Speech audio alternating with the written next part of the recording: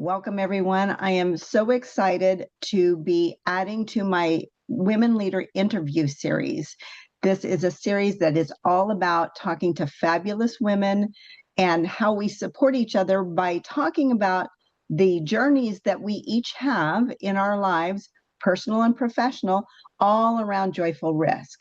So today, oh, by the way, I am Teri Bybee. I am the founder of Women Who Risk, and this is a Women Who Risk women's leadership interview. And I am so excited to be talking to Gabby Banos. Now, is it Banos? Banos? Banos, yes. Banos. Gabby Banos today, who was introduced to me through a mutual friend, and he had nothing but wonderful things to say about her. So I want to give you an opportunity, Gabby. Just tell me just a little bit about yourself, your name, your background, your business. Just a Okay. little bit about that. Hi, Terry. Thank you so much for having me. I am so excited to share a little bit about me. My name is Gabby Banos, and I'm very passionate about creating spaces where people can feel uplifting, seen, loved, and energized, both physically and emotionally. And my business, it is Best Day Ever Nutrition. It is a place where I focus on providing nutrition, energizing drinks, protein shakes, smoothie bowls. We have so many things, but also building genuine connections with every person who walks through the door. That's wonderful. And I'm going to tell you, I'm immediately a little bit jealous that you don't live close to me, because that's something we can all use, is that kind of support, Yeah. because a healthy body, healthy mind, healthy emotions, right? It's all connected. So I'm really excited to get into the questions. And the very Okay. first one is, what inspired you to take joyful risk in your career? Okay, so I remember since I have always loved helping people and be part of community. One question that has guided me is, how can I help people and support them to be their best? And when I was introduced then to the Herbalife company through I work as a friend, it opened my eyes to a deeper approach to wellness and health. I wasn't just about nutrition, but I was about creating a space where people could come together, focus on Mm. their well-being, and be more present with themselves. And I think in today's world, everyone is just rushing, and Mhm. often forgetting to truly nourish their bodies. And for me, what inspired me was the opportunity to create something different, like a Mhm. place where people could slow down, become more aware on their bodies, and enjoy something that is convenient, but also like delicious, something that nourishes your cells and your body. And building a community around health and connection gave me the courage to take that joyful risk. Wonderful. And I think what you're talking about is so important, because I think the majority of us, we could probably say everyone, spend a lot of time in our head, right? All, thinking, worrying, planning. I mean, just so much time in our heads. And that's how we can let self-care fall Mhm. by the wayside, because we're so busy thinking about everything going on around us, everything going on in our lives, all of our responsibilities, that we forget to take care of ourselves. Yes. And so we cannot forget, we're all the aspects, right? We've got the Yeah. mental, we have the emotional, we have the physical and the spiritual, and Yeah. they're all connected.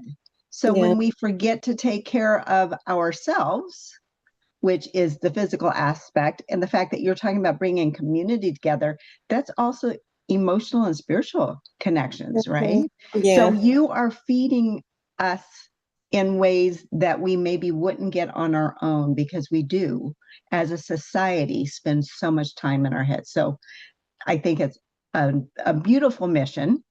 And I'm, like I said, I'm really jealous. Thank you so much, Dave. Thank you. So when you think about these risks that you take, what is one of the most significant risks you've taken, and what were the outcomes from taking that risk? Okay, so this is a good question. Oh my God, one of the biggest risks for me, took, I was starting business and building a community in America Mhm. while not having the stronger English. Mhm. um, Opening a space, investing money, in community to rent it was a huge step, And at the time, I don't know exactly how everything will come together, but I believe in the vision and my dream. Yeah. And I really believe that a breakthrough moment happened when I was working at a company that it is Tyson. I don't know if people don't know about this Mhm. company. It's a processing company. But I was working in there and it was winter and I fell in the parking lot and I hurt my leg. And that moment made me stop and reflect very deeply on my life. Mhm. I realized that I did not want to stay on the path, you know. I want to create something meaningful, a place where I could bring value to people and contribute something positive to my community. And I also realized that I deserve to be valued, As the company of Tyson, they did not care about my well-being. Mhm. So I want to be someone that not only care about others' well-being, but brought them and a community that support this. And another big, like the big step was hiring employees. Oh, yeah. Yes, that was scary. That was very scary because it means letting go, like the control and trusting others, you Mhm. know. And not everyone does things the same way you do, And but learning to depend on people help in my business, that helped me to grow and flourish in my business, And also for me, it also gave me something that incredible valuable, the freedom, Mhm. instead of working 7 days a week because I did it for a long time while raising my kids. I have three Mhm. kids, and I was able to create more balance in my life. That grow eventually allow us to expand and open more business. This freedom give me the purpose in my business and my personal life while helping others fulfill their purpose. Beautiful. And I think that there's a couple of things that I want to touch on there. Yes. First, I want to go back a little bit to your earlier statement about realizing that you wanted to bring value. I think that we as human beings individually always bring value, but we don't always recognize it. And so when we do find a purpose, a mission, a passion that helps us connect more deeply to our own personal value. Not that we need that to have Mm-hmm. value, but it Yeah. helps us connect with it. And so your connection is something that you share even unconsciously with the people you're connecting with, because the passion that you bring is something that's going to fill and uplift others as Mm-hmm. well. So knowing that you have value, knowing that you bring value, and knowing your purpose and your mission are really, really powerful. And it so fits into my own personal mission of women helping women. And not that that's the only people that you may be Mm-hmm. helping. We're not discounting the men. No. That's just, women who risk. I kind of focus on women. So knowing that you are bringing yourself forward, and that's a lot of vulnerability as well, Mm-hmm. to take that huge step to leave we'll call it a 9 to 5 job. Freedom, yes. Lots of work, lots of passion needed Mm-hmm. to make your entrepreneurial type passion to move it forward. So I'm going to give you kudos. Number one, know your value, know your passion, and then to put it out there, it's a Yeah. big deal. Yeah. So congratulations on taking that step and feeling the input, or excuse me, the understanding the breakthrough that you actually experienced. Thank you so much. And hopefully, I'm hoping you celebrated it as well, because I truly believe you have to celebrate all the wins. Yes. The big win, but also celebrating the little wins. Yes. So Just let me share something about that. yes, please. I learned to celebrate my wins. I feel like for so long time I was very hard with myself, and I was not sharing the doesn't matter the small steps in my life, the small wins in my life. I was very hard to celebrate. But I learned to celebrate my wins because I feel like I was the person that I was always like want everything perfect. Yes. But I learning. So now I learn to celebrate. Doesn't matter. It is just a small win in my life. I celebrate. Wonderful. And being a recovering perfectionist myself, that's a big step even on its own. That is a risk, because when we are perfectionists, we think that we have to literally be perfect, cannot make mistakes, and without mistakes we don't grow. So part of the celebration is, okay, I made a mistake, but I survived it. Or it wasn't absolutely perfect, but it was good, and that's good too. So yeah, beautiful. I'm so glad you shared that. Well, and knowing, as it sounds like you're maybe also a recovering perfectionist, how do you overcome feelings of self-doubt or fear when you're taking your risks?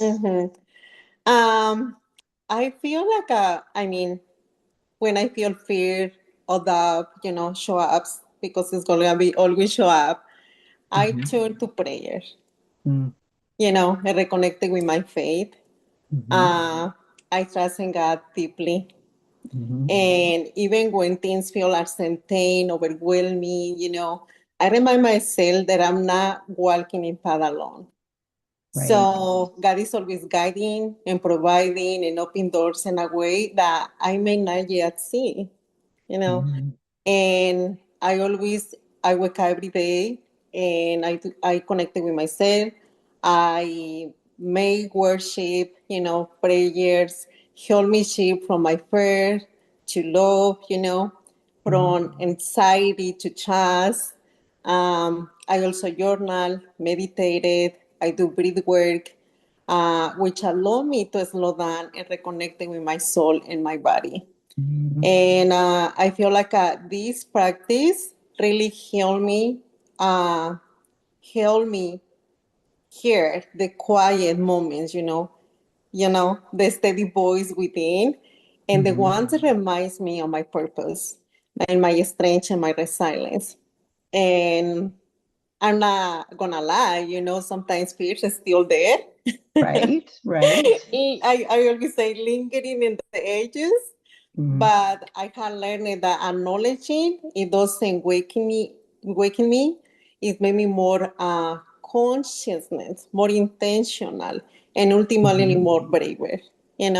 Absolutely. And the faith give me like the courage to take the next step, even when the path ahead is not perfectly clear.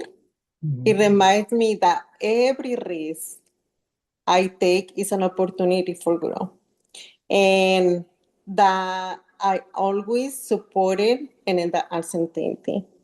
Yes, absolutely. Yeah. And one of the things that I try to remind people of when they're working with me is fear is not a bad thing. No. Fear often helps us look at the situation more deeply. It may help us determine that the situation is right or wrong for us. So it's in a sense, it's a warning sign. Where it becomes detrimental is if we get stuck in fear and are afraid to do anything. And what a lot of people don't realize is doing nothing is also a risk. So if you choose to do nothing, you go into a stasis, right? You get frozen and nothing happens in your life. Yes. Because it does take movement of some sort, even if it's baby steps, Yeah. to walk us through the fear. To sometimes the fear also helps us recalibrate, right? I can think of the word, but find the new direction. Yeah. Because maybe it was like, oh, wait, not exactly like that. We need to move over just this little bit. And I think having that faith and listening to that inner voice in that silence, connecting to the divine is what helps us do that I cannot think of the word, but to help us repoint Yes. to the path that's going to lead us to our end goal. And just like you were saying a moment ago, we don't always know what the path is going to be. We have to have faith that what we're seeing out there, we're going to find our way to it by taking those risks, by taking those steps. And it's probably not going to be that A, B, C journey, right? It's A, Q, L, Z, right? It's not, Yeah. or a loop-de-loop even. Yes. So it's good to really be able to connect to that inner voice, that connection to the divine, and be guided through the fear, because fear is a part of our human emotions. Yes, and always is gonna be there. Always is It's gonna. part of us. Yes. You cannot erase what we sometimes call the negative or the dark emotions. They're part of the whole. Yes. To be able to feel happiness and joy, you also have to feel sadness and anger and fear, perhaps. Yeah.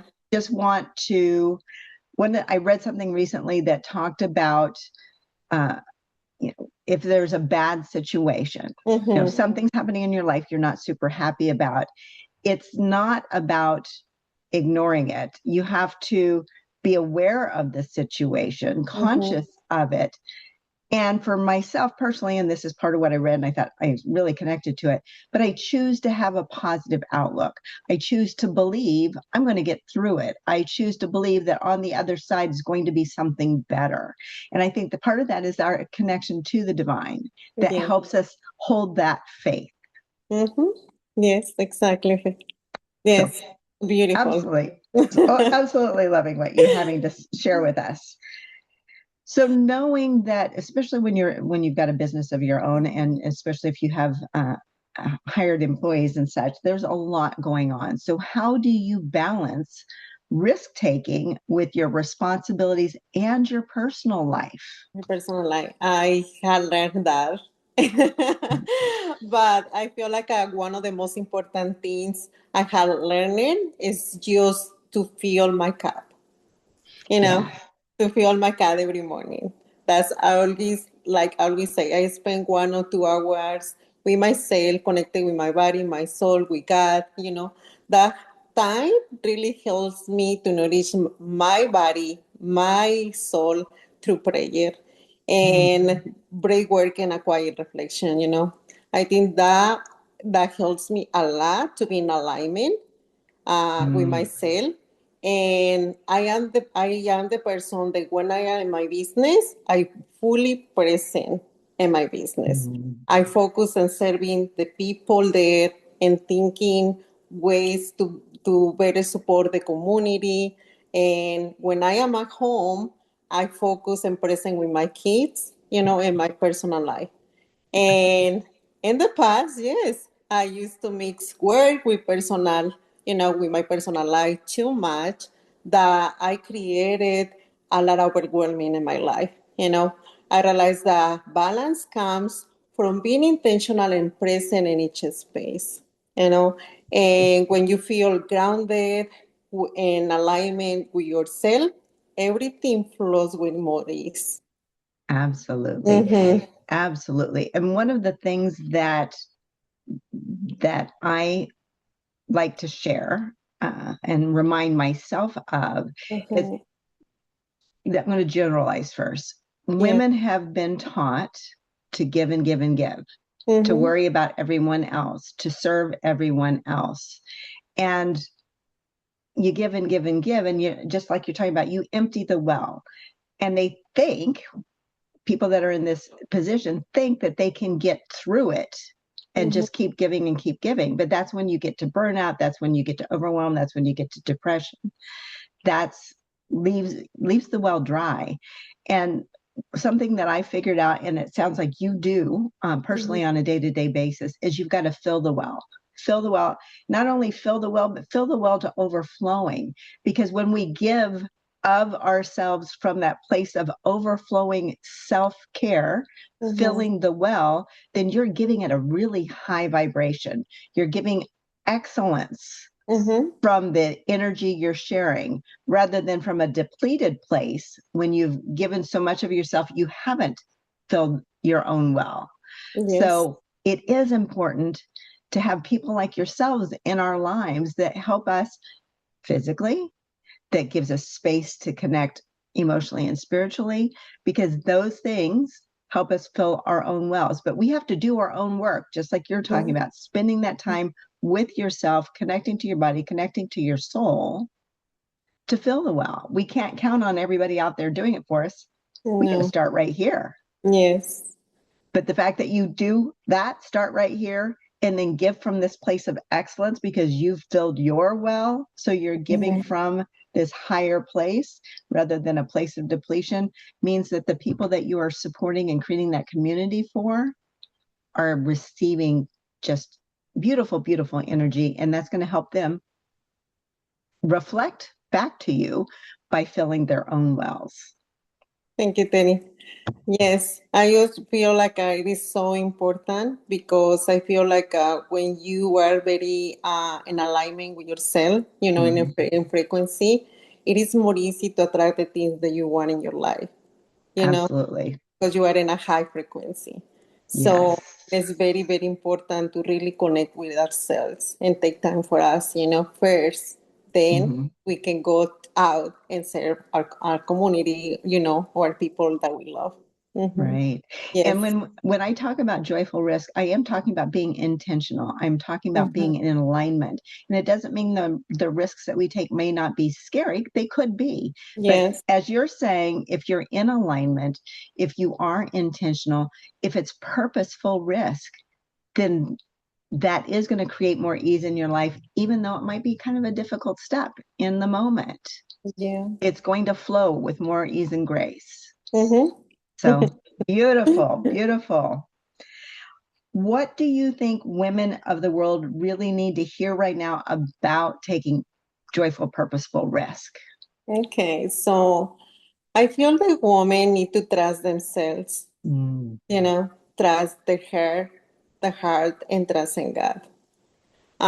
Fear will always be present, the way we say, but when we step in something new, you know, it's gonna be always there. Fear is gonna be always there. But we must believe in the vision, you know, in your dreams that lives inside on us. And I always say, like, success is not a straight line, you know. It's Right. something, things that will not look the way we expected, you know. But I feel like what matters most it is your intention. And I always say, it's like, you need to have the time to really think, what is the things that you love to do? Because sometimes we don't know, you know, sometimes we don't know the things that we love to do, you know, we need to have a space to really think what is the things that we want to do in this world, you know. And when you know, and I always say, ask yourself, why do I want to do this? What is my purpose? And how will this contribute my community and the world with the things that I want to do? You Yes. know, and when your heart is aligned with serving others and living with purpose, that it is already success. I also realized that everything I was searching outside for myself was already inside of me, you know. Yes. And sometimes we just need the courage to trust the inner voice and follow it. Absolutely. And I think what you're sharing about asking yourself is so important, because again, we live so much in our heads, but we're not living in our heads thinking, oh, what do I want? Where am I going? No, it's worry, worry, worry, worry, worry, worry, worry, usually. Mm-hmm. Yeah, Mm-hmm. that mind chatter is hardly ever positive. It's usually negative stuff. And Yeah. so to be consciously aware of where you are in the moment, those questions are what help bring you to that moment. And we are most powerful and most successful when we are grounded in the moment, not reliving the past Mm-hmm. and not worrying about the future, but living from this moment. So again, that aligned purpose connected to our inner voice, that divine, that all brings us into this moment so that we have a really strong foundation, a strong platform to then move towards our dream, to support others in their dreams. Yeah, Yes, beautiful. yeah, it is totally. Yes, it is beautiful. Well, I have one final question. So, what vision is pulling you forward into your next joyful risk? Mm. Okay, so one of my vision is continue to put me forward creating spaces that bring wellness, community, and connection into people's lives. I really want to keep growing in ways that allow me to serve more people, support my community, and help others become more aware and on their health and well-being. And also for me, success is not just about business. It is all about impact and the impact we have on others and the journeys. So Absolutely. my next joyful race will always be guided by faith, Mm. purpose, and the desire to create something meaningful that nourishes both the body and the soul. And I want to be also a mentorship with others and help fulfill a spiritual purpose. It is my biggest purpose to connect with others spiritually and help them have a relationship with themselves that is healed and in God. Beautiful. Mhm. Beautiful. Gabby, I am so pleased to have spent this time with you. I think that the words of wisdom you've shared are going to touch a lot of those that listen to our interview. And you're an amazing woman. And I'm so grateful to have had this opportunity to get to know you a little bit better. Thank you so much, Terry. Thank you. Thank you for giving me the opportunity to share my story, a little bit of my story with others. And I really, really appreciate it. I'm so grateful for you. Thank you. Thank you so much, Terry.